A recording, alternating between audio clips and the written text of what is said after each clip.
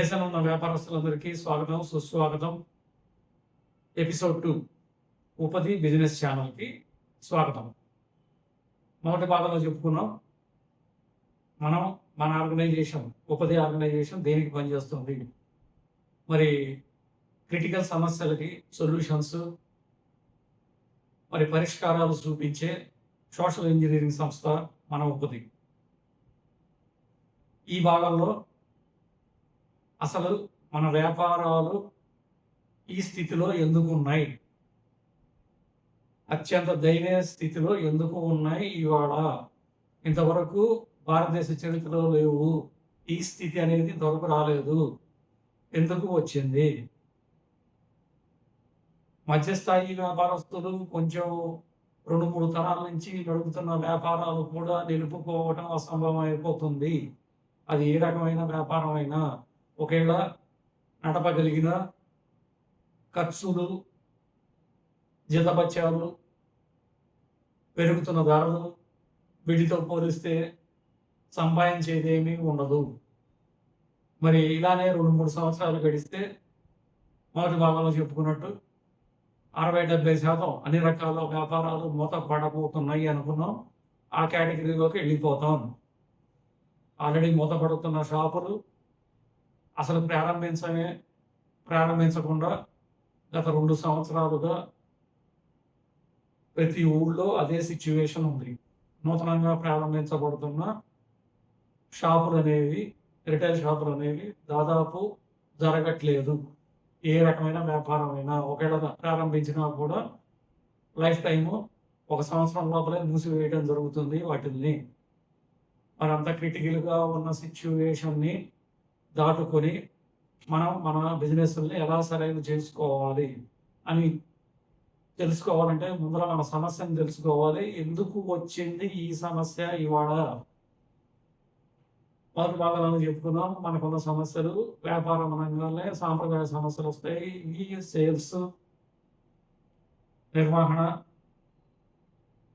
మరి పెరుగుతున్న ఖర్చులు, ఒకవేళ వ్యాపారం బాగుంటే అదనపు పెట్టుబడులు, మార్కెటింగ్, ఇటువంటి దాదాపు 27-28 పాయింట్లు ఉంటాయి. వీటిలన్నింటినీ మేనేజ్ ఉంటూనే మన జీవితం గడిచిపోతుంది. మరి ఒకరోజు జీవితంలో 18-16 అవర్స్ మనం ఈ వ్యాపారం మీదే కాన్సన్ట్రేట్ చేయవలసి వస్తుంది, మన వ్యాపారం నిలుపుకోవటానికి. మరి ఈ స్థితిలో మనం మిగిలిన విషయాలు, ప్రపంచ విషయాలు తెలుసుకునే సమయం తక్కువ, అత్యంత తక్కువ. ఆ తెలుసుకునే విషయాలు కూడా వ్యాపారానికి సంబంధించి కాకుండా మిగిలిన విషయాలు, ప్రాపంచిక విషయాలు తెలుసుకోవడంలో ఆసక్తి చూపిస్తాం, కానీ మన వ్యాపార ప్రపంచంలో ఏం జరుగుతుందో గ్రహించం. మరి ఇంతకీ ఏం జరిగింది? మన వ్యాపారాలకు ఈ స్థితికి కారణం ఏంటి? సాంప్రదాయ సమస్యలు అయితే అవి ఎప్పుడు ఉంటాయి, ఎప్పుడు పరిష్కరించుకుంటూనే ఉంటాం మనకి సొంతంగా. మరి రాజకీయ నిర్ణయాలు అంటే యుద్ధాలు, సప్లై చైన్స్ తెగిపోవటం, మరి ఎటువంటి వ్యాపారము ప్రపంచవ్యాప్తంగా జరగకపోవడం వల్ల స్తబ్దత, మరి కొన్ని రాజకీయ నిర్ణయాలు మన రూపీ పడిపోవటం, మరి అలానే రకరకాల జాబ్స్ అన్ని తొలగిస్తూ ఉండటం టెక్నాలజీ వల్ల. అలా విధంగా అమౌంట్ అనేది ఏ విధంగా రొటేట్ కాకుండా స్టక్ అయిపోవడం వల్ల మరి జరుగుతుంది. ఇవన్నీ కాదు, అసలు కారణం వేరే ఉంది. అది ఏంటి? మన మీద మన జీవితాలని 20-30 సంవత్సరాల క్రితమే ప్లాన్ చేసి మన జీవితాల్ని ఎలా హస్తగతం చేసుకోవాలో అనేది కొన్ని దేశాలు, కొన్ని సమూహాలు, కొన్ని వ్యాపార సంస్థలు నిరంతరం ప్రయత్నిస్తూనే ఉంటాయి. ఇప్పుడు మనం అనుభవిస్తున్న సమస్య ఒక 25 ఏళ్ల క్రితం ఒకళ్ళు ప్లాన్ చేసి ఇప్పుడు ఎగ్జిక్యూట్ చేస్తున్నది. ఆ ప్లాన్లో భాగంగా మన జీవితాలు ఇరుక్కుపోయినాయి. మనం మళ్ళీ పైకి లేవనంతగా మన జీవితాలు కొలాప్స్ అయిపోతున్నాయి. మరి ఆ ప్లాన్‌లో భాగంగా ఇలానే ఒక 4 ఏళ్ళు, 5 ఏళ్ళు కొనసాగితే దాదాపు సగం దేశం అస్తవ్యస్తమైపోయి ఆదాయాలు లేక అల్లకల్లోలం అయిపోతుంది. మరి ఈ 25 ఏళ్ళే కాదు. ఇక్కడి నుంచి 20 ఏళ్ల తర్వాత మన జీవితాల్ని ఇంక పూర్తిగా కంట్రోల్ చేసుకోవడం ఎలా? కంట్రోల్‌లో పెట్టడం ఎలా? అనేది ప్లాన్ చేసి ఉంచారు. దాదాపు 4, 5 ఏళ్ళు గడిచిపోయింది. ఈ విధంగానే గడిస్తే వాళ్ళు కూర్చోమంటే కూర్చోవడం, నిల్చోమంటే నిల్చోవడం. మన జీవితం వాళ్ళు ఆల్రెడీ 40-50% వాళ్ళు చెప్పినయే ఉద్యోగాలు చేస్తున్నాం. వాళ్ళు చెప్పినయే తింటున్నాం. నీకు తెలిసినా తెలియకపోయినా వాళ్ళు సూచించినయి వాళ్ళు అందినయే. అటు పిజ్జాల దగ్గర నుంచి, బేకరీల దగ్గర నుంచి ఫుడ్ ఐటెమ్ కాదు, అన్ని జీవితంలో ఏమైనా అవే చేస్తున్నాం. మనం ఇప్పుడు ఒక లోన్ తీసుకున్నా కూడా మన భారతదేశానికి చెందిన బ్యాంకులే అయినా, కేంద్ర ప్రభుత్వ బ్యాంకులే అయినా అక్కడ లోన్ తీసుకున్నా కూడా ఆ లోను ఈ ముఠాకే చెందుతది. ఇంటర్నేషనల్ లెవెల్‌లో ప్రతి ఆర్గనైజేషన్‌లో వాళ్ళ పెట్టుబడులు, వాళ్ళ జీవితాలు అన్నీ ప్రపంచం మొత్తం కంట్రోల్ చేసుకునే కార్యక్రమంలో మనం ఆల్రెడీ ఇరుక్కుపోయి ఉన్నాం. ఆ కార్యక్రమంలో భాగంగా మన జీవితాలు ఈ విధంగా తిరుగు లేకుండా మళ్ళీ పైకి లేవకుండా మనల్ని తొక్కేయడం జరుగుతోంది. మరి ఇంతటి ప్రాబ్లమ్ ఏ విధంగానూ ఒక సామాన్యుడు పరిష్కరించుకోలేడు. ప్రభుత్వాలు పరిష్కరించలేవు. రాజకీయ నాయకులు వాళ్ళే మనకు సమస్యని క్రియేట్ చేసింది. వాళ్ళు అంతకంటే అసలు చెయ్యరు.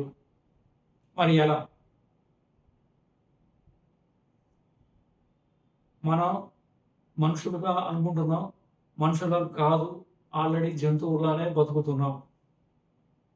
మన బతికేదో మనం బతకటం, మన వ్యాపారం ఏదో మనం బతకటం, మన ఉద్యోగం ఏదో మనం చూసుకోవటం అంటూ ఒక సాధు జీవి, ఒక జింకలాగా, ఒక లేడీలాగా మనం బతుకుతాం.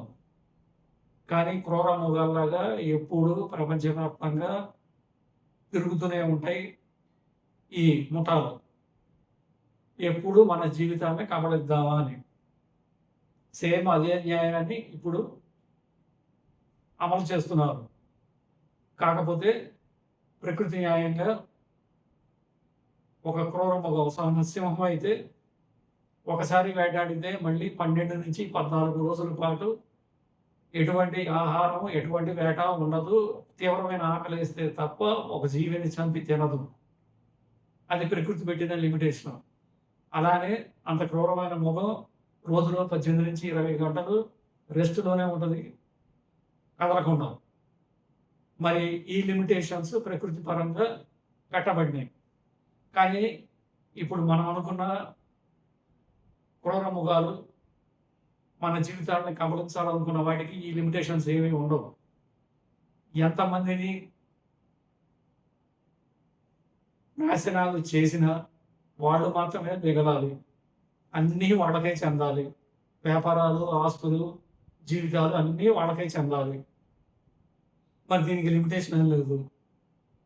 ఎంతమందినైనా నియమించి మన జీవితాన్ని కబళించగలరు. ఎన్ని గంటలైనా, ఎన్ని రోజులైనా సరే స్పెండ్ చేసి వాళ్ళు అనుకున్నది చేయగలరు. మరి ఇటువంటి క్రూర మృగాల నుంచి సాధు జీవులైన మనం ఎలా బయటపడాలి? మరి అదే మరి మనం తెలుసుకోబోతుంది, ఆచరించబోతుంది. మరి ఆ క్రూర మృగాల దగ్గర మనం కూడా కొంచెం కఠినంగా ఉండాలి. మనం చెప్పేవి కానీ, రెమెడీస్ కానీ మనకి అయ్యో పాపం అన్న భావం లేకుండా కఠినంగా ఉంటేనే మనం మన బతుకుల్ని మనం బతకగలం. లేదంటే వాళ్ళ పంచాయతీ బలి కావాల్సిందే. మరి ఒక్కొక్క భాగంలో ఒక్కొక్క పాయింట్ తెలుసుకుంటూ ఇది స్పష్టంగా తీర్చలేని సమస్య అని ఒకటి తెలుసుకోగలిగారు.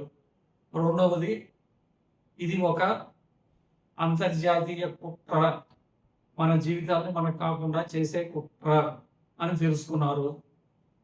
ఎట్టి పరిస్థితుల్లో మనం కఠినంగా ఉండకపోతే మనకి తిండి దొరకడం కూడా కష్టం. ఆ విధంగా చేస్తున్నారు. మరి ఏ విధంగా మనం ముందుకెళ్ళాలో వచ్చే భాగాల్లో తెలుసుకుందాం. మరి మీరు చేయాల్సింది మీకు తెలిసిన వాళ్ళందరికీ ఫార్వర్డ్ చేయడం, సబ్స్క్రైబ్ చేసుకోవడం, కామెంట్ చేయడం, ఏం నేర్చుకుంటున్నారో తెలుసుకోవడం. మీరు ఎంత చిన్న వ్యాపారస్తులైనా, ఎంత పెద్ద వ్యాపారస్తులైనా, ఏ వ్యాపారస్తులైనా, ఈ రంగమైనా, ఆ రంగమైనా వ్యాపారస్తులైతే హోల్‌సేల్ అయినా, రిటైల్ అయినా సరే ప్రతి ఒక్కరు ఫాలో అవ్వవలసిందే. అందరికీ అప్లై అయ్యే వీడియోలివి, నాలెడ్జ్ ఇది, పరిష్కారాలివి. సో, తప్పకుండా ఫాలో అవ్వండి, సబ్స్క్రైబ్ చేయండి. వచ్చే భాగం మూడో భాగంలో కలుసుకుందాం. Thank you.